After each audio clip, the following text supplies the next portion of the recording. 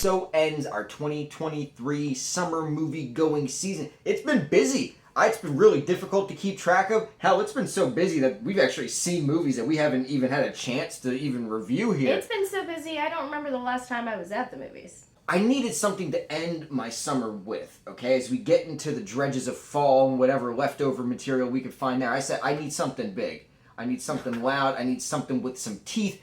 The Meg 2 Electric Megaloo. And I have to be honest with you. I expected something goofy, a good time, fun time. When the first Meg came out back in 2018, it was good. It was. So good. But my biggest problem with the first Meg is that, as really, really fun and enjoyable as it is, it never fully submersed itself over its hairline into the goofiness, into the deep end of that absurdity pool. It always teased it. It showed that it had the potential to be goofy, over the top fun, but then it always had that restraint.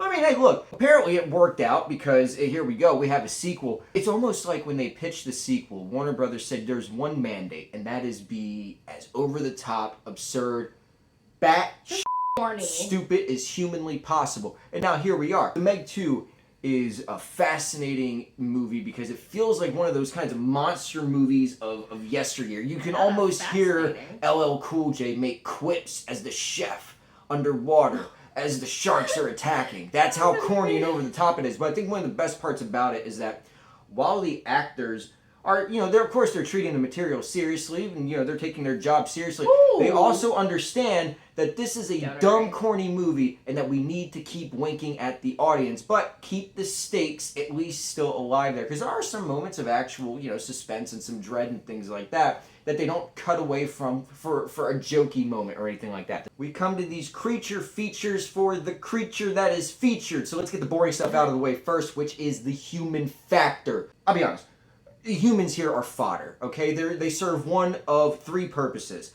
To get punched in the face by Jason Statham, to be Jason Statham, or to get destroyed by our CGI beasties. That's pretty much it. The humans, though, honestly, they aren't terrible. We have our core 4, I guess you could say. Our core 3. No, it is. It's our core 4 returning from the first one. You have Jason Statham. The little girl who was actually in the first one, she does come back in this one. Oh, really? Which is very nice. That's I do so cute. appreciate that. So there's a nice level of continuity there. And then we do have DJ, who is back with his quips and everything like that. And then we do have Mac. Thank you. I almost forgot his name. Okay. We do have Mac, who, and you know what? Well, one thing I really appreciate is that I like how we whittled it down to like a main 4. Because all of the main 4, they have their hero moments, so to speak, which is fun. And actually, out of nowhere, DJ gets some character development, which actually works extremely well and is extremely useful. He's my favorite part of the whole movie, to be honest. He's got great jokes. He does. He has. Everybody here is actually pretty on top of their game with the comedic timing and the quips back and forth. It feels like a family. You do really get that sense that, like,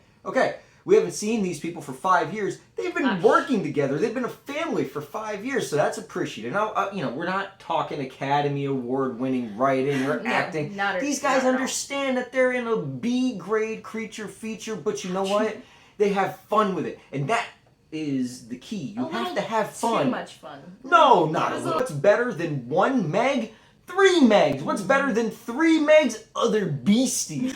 Now, I don't want to give away too much because the trailers, I'll give them some kind of credit in the trailers. They actually managed to obscure stuff. Now, there were some pretty awesome kills that the trailers did spoil, but there's also some pretty awesome kills that the trailers did not. What I appreciate is that this time around, we also have a new director. John Turteltaub, he directed the first one. You know what? He directed it competently. He did a good job. He did great. I refer to him as an everyman director. You need a job to get done. You need it to get done very well. This is, nothing crazy, nothing too stylish or over the top. Just a well-made, well-shot movie. I love it. You get John. This time around, we have Ben Wheatley. Who's that? Ben Wheatley was a wild card. They announced that he was doing this, and I said, oh my. I love how we have, different varying shots and camera angles and camera movements. We have different POV shots. We got creature POVs. And I'm like, yes, this is dumb. This is so stupid. It's so overstimulating. But that's the point of it. No!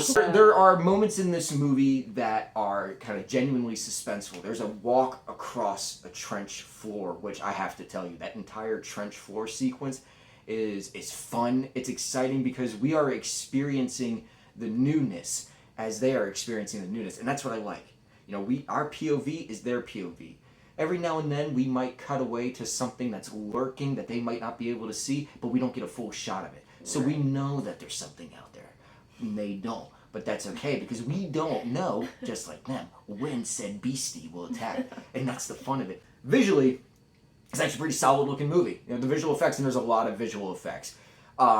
They hold up well. You know, there wasn't ever a moment where I said, ooh, that visual effect didn't look good. Ooh, that creature didn't look good. And one thing I do like is that actually each of the 3 Megs are visually distinct, which I thought was a very nice choice. They have one looked really old. Yeah, one looked really old. What they called him, the Apex.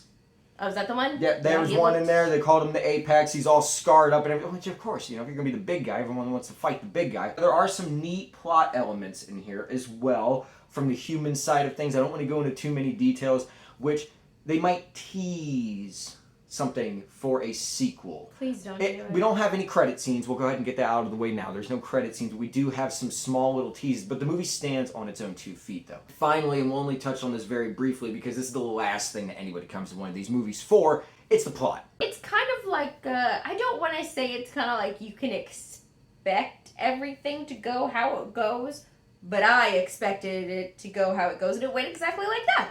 It's a creature feature. Alright, you know that it's going to mess people up. You know that we're going to have heroes who are in ultimate peril. They're never in peril. They're not going to kill Jason Statham. They're going to be fine. Yeah, they're going to be fine. Maybe the dog dies. I don't know. I can't tell you that. But, you know, the plot is kind of basic here. They do try to throw in some additional human elements, which I appreciate. But one of the funniest things about this entire movie, though, mild spoiler alert, is that the entire world just seems to act like the first movie never happened.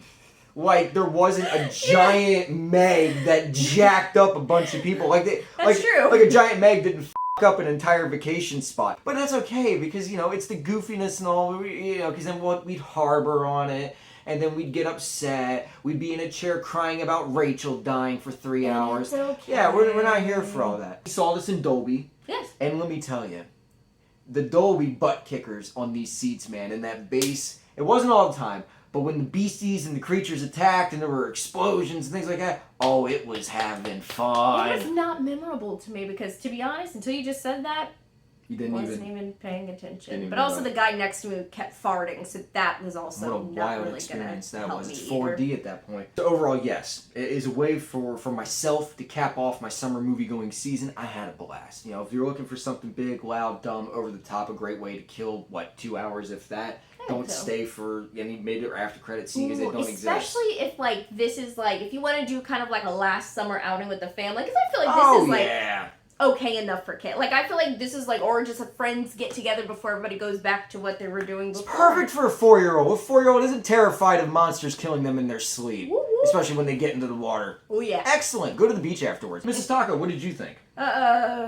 Be honest. This movie was long. It wasn't even 2 hours. It just felt long. And I also had other factors going on next to me that were just really making it hard and difficult. But it was a little too corny for me. I like the first one much, much more.